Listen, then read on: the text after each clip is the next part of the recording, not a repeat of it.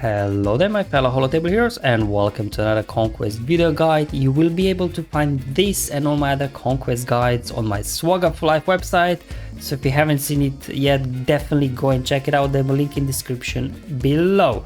Now for today's video, I'm here in Sector 5 and I'll show you the teams that I used up against mini boss and final boss in Sector 5, where we will get our first look at Malgus that we will be unlocking in free conquest down the road. So let's first have a look at the data disk that I'll be using. Pretty much the set I've been using for the past 3 sectors. I didn't really get anything else useful, still a few grey discs in there, but they do the job. So I've got 2 stacks of Amplify Agony, 2 stacks of Ruthless Swiftness, Defensive Formation, Unstable Decelerator, Volatile Accelerator as well. But as you can see, I actually have a green one, whereas previously I had a grey one, so I did pick up a little bit better one along the way. In terms of the enemies here, we're going up against the same Jedi Revan team that we've seen in the previous run of Conquest. Now they don't deal a whole lot of damage. As you can see, they also don't have all the Zetas, so they don't have saviors, they don't have stuns, they don't have revives and things like that, but they're very fast. So the feats, we have to win with 5 Sith Empire. I mean, that's gonna be very easy. I mean, Sith Empire is basically screaming anti-Jedi, and then Hokey Religions, where you have to win without Sith, Jedi or unaligned Force users in your squad. In terms of the modifier, they're just getting the standard Jedi modifier with some stacking critical damage, so nothing too crazy here really, to be honest.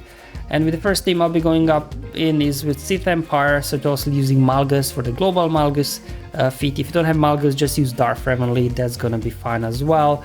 Then bringing in a Basti for some extra, a little bit foresight, and Sith Assassin as well. And obviously Malgus on his middle special, he does have blind. But as soon as we get a turn, we start dishing out these debuffs, the Amplify Agony, Volatile Accelerator, it just all goes crazy. I just did want to make sure I do use here blind, just for that blind feed. Just get there, 1 blind at a time. There we go, get fear out, more debuffs, and enemies now probably will just finish them off with an AoE shock there from Darth Revan. And this is how quick it goes when you do have Amplify Agony equipped with these guys that dish out a lot of debuffs. And up next we got Hokey Religions. Might as well use clones because for the global clone feed, then we can get some foresight as well there from tech, and finally Omega there for a couple of extra blinds if we can get something going. As you can see, they have no Zetas, so no stuns, nothing, just kind of waiting. There we go, to get finally my turn. Let's get a taunt up, sure, why not. I'm gonna call Omega for assist, but she does not have evasion up, whereas now with their Echo's ability we gained evasion up, and now whenever Omega uses her basic, she will be then applying blind. There we go. Okay, unfortunately she's only assisting when Bad Batch ally uses special ability, not when any ally use special ability. Just trying to stall the battle, but maybe I should have done that AoE there grenade from tech. I should have just put Omega in stealth, then I could a little bit get blind more times. But anyway, that was quick and easy here. Thanks to Rex lead, we were able to quickly get a turn. And here we are, the final boss. Congratulations, you made it all the way to the end of this run of Conquest. And as a reward, you get a first look at Malgus in action under Cere lead. And let's look at the data disk. Again, it's going to be the same set as it's been throughout, so nothing has changed here. Just Amplify Agony, Ruthless Swiftness, and all the other stuff that comes along with it. And let's look at the team that we'll be facing today. So we got Cere, Junda, Cal, and all the other unaligned force users. But again, as you can see, no Zetas on these guys, so that doesn't look like they're totally maxed out.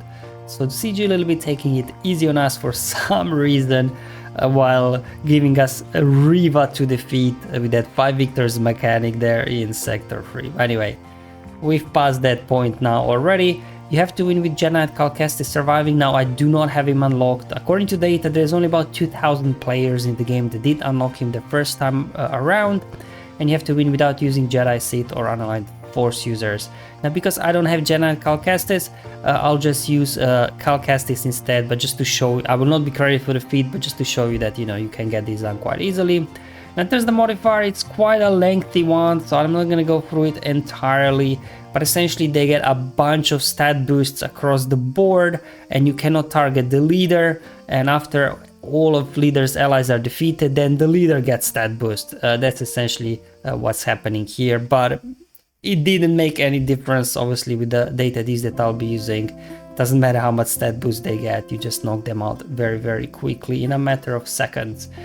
Alright, so first I'm gonna do my fake Jedi Cal Kestis, I guess, team.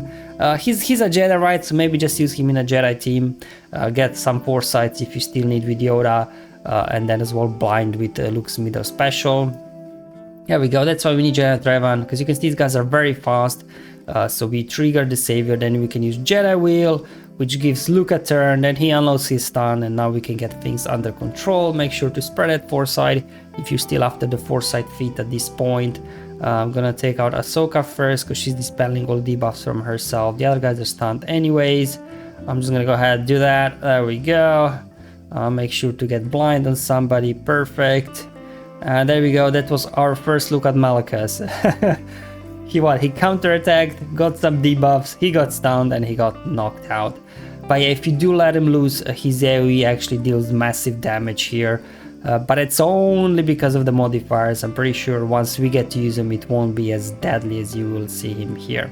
But anyway, just have to finish off Cere Junda. She's very durable, as mentioned before. Once she's standing alone, she's got a huge stat boost. But she was just stunned, didn't do a whole lot. And now for the Hokey Religions feat, I just didn't really want to fool around too much here, just bringing in Beskar Mando with Han, Chewie, and Dash, and then as well 3PO and Chewie in case you know, I'm able to get him a turn, so he gets to do his AoE blind as well. So I'm not trying to do AoEs here, trying to keep these guys alive. No. Okay, fine. Oh no. Alright, I just got one blind out of this one, but I'll take it regardless. There you go, very quick and easy with Amplify Agony and Volatile Accelerated Disc here to get this knocked out quite easily. Also obviously helping there with Ruthless Swiftness, feeding turn meter once you get somebody below 100% health. And there you go guys, that's all for today's video. Hopefully it was useful and helpful, just showing you the teams and data discs that I was using here in Sector 5 versus Mini and final boss battle, knocking them both out without any issues. Even though I do not have Jedi Knight Cal, but anyway, it doesn't seem like he's really needed. He doesn't do a whole lot. So let me know if you do have actually Jedi Knight Cal Kestis. Does he actually help anything with this final boss battle or not? Like, you know, what you're using for and things like that. So thank you for watching. I'll see you in the next Conquest video. But until then, have fun, enjoy life, and may the RNG be with you, my friends.